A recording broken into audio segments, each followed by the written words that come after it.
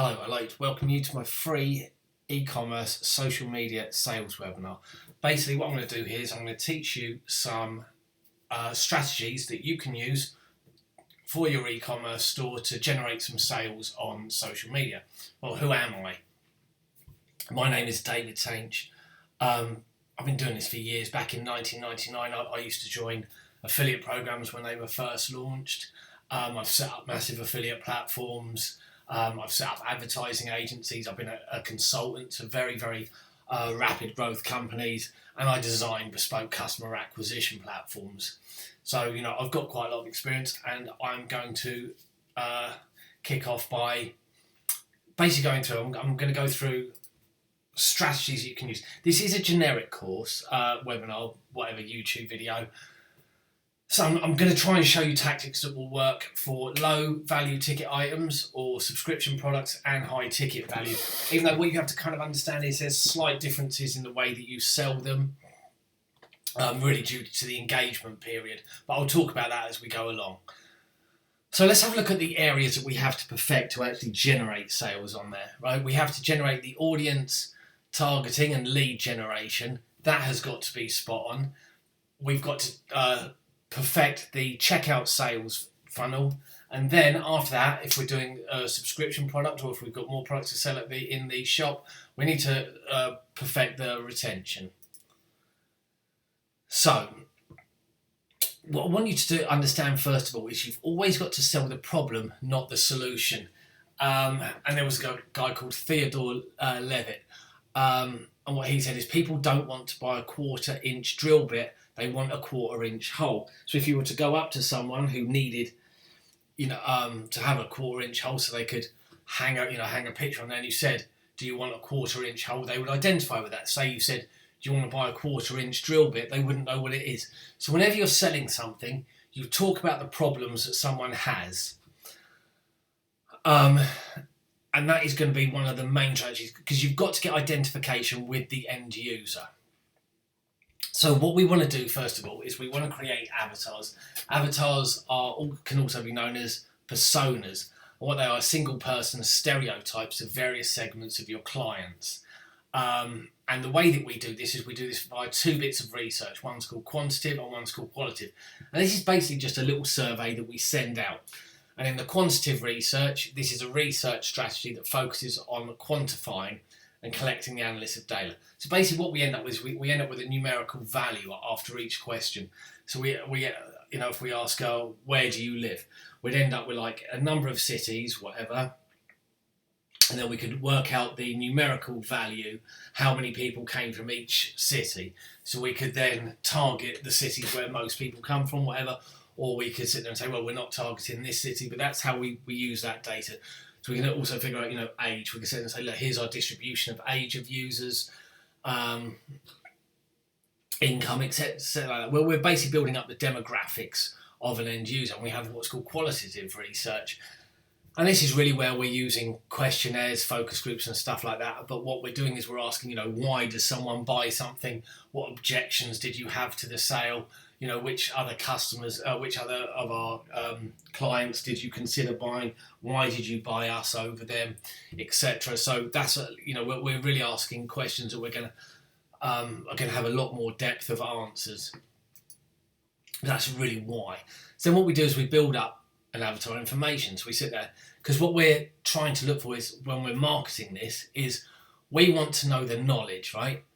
And we want to know, does the product solve a problem that they have? So we want to know exactly what the problem is, because what we're going to do is we're going to ask someone if they have that problem, then we're going to show that we can solve it, and that's how we're going to sell the products. We want to look at what actions need to happen with an end user for them to buy. So if we look at the offline world, you've got trying on clothing in a shop, you've got test drive a car, or we can attend a free consultation. Because I know that some of you, you're going to want to get them into your shops. Some of you may do online consultation selling. Some of you may want to get them to an event. But we've got to look at the actions that they've got to take. We then want to look at social verification. Social verification is very important. I would guess you probably, before you buy something, you'll research it. So you'll type in the name of the product, then you'll type in reviews. So you can see the reviews on Trustpilot, etc. And then we may have to do a status check. So we may have a regulated industry where we have KYC and AML. KYC is know your customer. AML is anti-money laundering. And what we'll do is we'll build up avatars like this. These were actually ones that I did for a B2B course. This is for a sales CRM, but I'm going to use these. I couldn't be bothered to type out any others. But you can just see these. So what we get is we'll get breakdown that we create a little persona like this. So we can see this is Tom the tech guy. He's 26. He's a software developer. He's single. His location is London. Problem solved, and he wanted a consolidated data view and easy to integrate with the existing system due to API. So we now know the problems that we're solving for Tom. We know who Tom is. We know where he lives, etc. And this is a B2B. Once we know that, is he the decision maker for a purchase? No. But we want to know the objections during the purchasing. And he objected to customer support access to documentation. He wanted to know, was the customer support good enough? So say you're doing your product, you could have a gym or something, right? And when you go and create the personas, you find out that a lot of people were nervous about joining your gym. Their objection was that they thought that they were a beginner. They thought that the gym was too advanced for them, or something like this, or like you're selling clothing, and the objection was I was unsure if it came in my size, because something like that. Because what we do is we use this in the advert. So when we create the advert on social media, we sit there and say, do you have this problem? We will then sit there and show them that we're an expert, and we'll sit there and say, we'll handle the objections. We'll sit there and say, we have excellent customer support. This gym is suitable for beginners. Do you see how I'm doing that? Because you want to handle the objection before you then pitch them the offer. Because what you're going to do is you're going to create an offer. Everything is going to resolve back to the offer, but you want to handle the objections before the person gets there. As you can see, I've got the avatars for the other people. Sandra, the CEO, she's got objections, long-term contract, expensive when you scale, etc. So we would do the same with her. We would, when we create the sales pitch for her, we would handle the objections that we know that other existing clients had, so that when we then produce the offer, they're like, oh yeah, those objections I had, they're fine. We move on. So here's some ideas for lead generation for low ticket subscription and high ticket. What we can look at with low ticket is, what you can do is you can set the price at 25% more than what you want for the product, and then sell it as a limited time 25% off. Right? So what you continue to do is you put the price up on the website and you leave it up there for a week or so. You then sit there and say, right, we're having a flash sale, £25 off. You've got to buy in the next 24 hours. And you get all the sales in like that. Subscription, what you can do with a subscription-based product is you do the first month at a massive discount. You do this at the product cost so you don't lose money. And then you're then obviously trying to get them into a 3, 6, 1 year, whatever deal. Influencers. How do you, if you've got a high ticket based offer, what do? This is one idea, is you do influencer based webinars where they review your products. When an influencer reviews your product, what you're getting is the influencer basically saying, yeah, this product's good, here's my review. But what you want to do is you want to get the people to watch and register to watch the broadcast. You then get their emails, so you can then put them into an email sequence. Right, so most products have some form of free trial before you buy. I don't know if you're looking at a lot of fresh food, it's 50% off for the first week. Perfume, they have a free spray on your arm when you go into the shop, whatever. Clothing, you try on before you buy. Books, this is a really big one and people don't understand. Book publishers spend fortunes making sure the contents of a book are spot on and identify with the end user, because that's how most books are sold. And the free view of the contents is very important in selling books. So maybe you've got a product where you need to show them something, like you've got a course, I don't know, whatever, and you want to show them the contents before they buy, right? Basically, you need to create a system which gives the person a limited preview of your product and service, and then before they'll buy. So lead generation systems. Pet food, we've got free. We can do free courses and free challenges. I've done this because I've sold loads of pet food, believe it or not, right? And what you do is you have a pet nutrition course that you sit there and say, here's a pet nutrition course, and you then to gather up the email addresses for people, then get them into an email sequence for pet food. Nutritional products, you do 30-day diet plan. Health and fitness, 10-day free fitness challenge. Tech products, programming based courses. High-end retail, buyer's guides for the top-end retail. So they're free courses that you can use to generate leads. We then have free challenges. Increase your pet's health by diet, 30-day diet challenge. Increase your strength in 10 days. Let's improve your dev in 30 days for tech products. Discounted price for product challenge to see the effects. These are all little ideas you can do. So you can do free courses and challenges to help sell your products. Help get the people's details, and you will then push them into an email sequence. Now, I want you to think about this, and this is engagement periods. Imagine you are in a shopping centre and you want to have a coffee. How long would it take for you to buy one? Now, imagine you're at home and you want to buy a new car. Could you buy one before the end of the day? You have to understand that different products have different length of engagement periods, and you've got to try and sell your product in the engagement cycle that is required to sell it, right? So like if you've got a high ticket offer, you need to sell that high ticket product. It's going to take you a lot longer to sell it than something that's disposable. So you have to look at that, and you have to then create your engagement period to suit your product. Okay, this is 3 types of content marketing that I really, really want you to be aware of. 2, transactional and attraction, are actually based on the person's mindset. User generated is different, but I've lumped it in here because I just want to talk to you about it, okay? Transactional and attraction are due to the mindset of an individual as they're buying. Initially, when a person decides that they're interested in buying anything, they go into an attraction-based, it's informational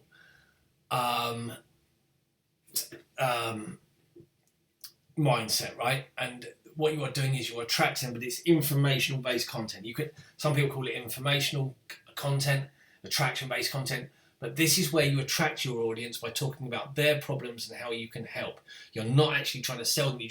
You'll link into a sales page, but you sit there and say, right, you've got these problems. This is how I solved it with this person.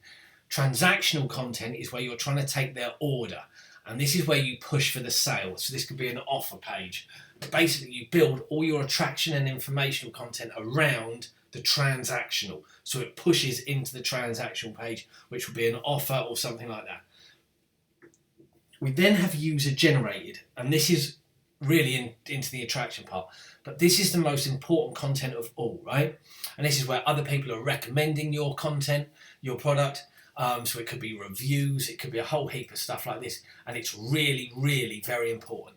You're going to get influencers to put reviews up, stuff like that, and that's really what does it. That will give you massive sales, okay? We then, with a lot of these, we're going to put them into email sequences. You can see with the course, stuff like that. And what you want to do is you want to create all your content, all your informational content, transactional content, send them one piece of that per day, right? So you basically sit there sending out all of your informational content to them, the attraction-based stuff, and that is basically sales-based stuff. That is basically showing them how your product will solve their problems. And you then send, for every 3 bits of informational attraction-based content, you then send 1 transactional, and that will close the sales. I mean, you could also include a webinar, or you could try to, if you have a high ticket item, you could try and convert them via a free consultation online. Or you could use like a low value ticket offer, like what's called a tripwire sale, so you can get your advertising spend back. We now have what is called the checkout sales funnel. And this is where you can double your revenue per customer, right? By having an e-commerce checkout funnel. So what you could have first of all is what is called a self-liquidating offer. And this is an entry-level purchase that leads a customer towards a substantial purchase. You sit there and you say to them, like, look, you can buy this now, and it's got to be cheap, right? Like usually under like a tenner, like maximum 50, but usually something really low, like $7 or something like this, and this is an entry-level purchase, so you automatically get your money back just to get their email address in, and then you then can sell them. You then start selling them throughout this, right? So what you can then do, say you have, like say just for instance you're doing protein powder, you could have an order increase upsell, and this is where basically you offer them a larger amount for what they've bought. So say they bought a medium, or you could offer them an associated product. You could sell them shoes, you can sell them discounted socks or whatever, but you're trying to increase the order, and you offer the next scale up, the upsell, at a slightly discounted price, so they take it. You could then have priority fulfillment, like you sit there and say, we'll ship this product same day, just give us £5 or something like that. What you can also do is you could then push them into another little offer, a high ticket gross profit product, so you could have like a course or something like this, or an ebook as they're getting towards the checkout, because that, you could charge 10 for that. If you've got a low ticket price item where you're only making a £5, you could make more on the upsells. Or you could have a third party upsell. So if you sell beds, you could maybe do a deal with a mattress company. You could offer financing, whatever. And that's all part of your checkout sales funnel.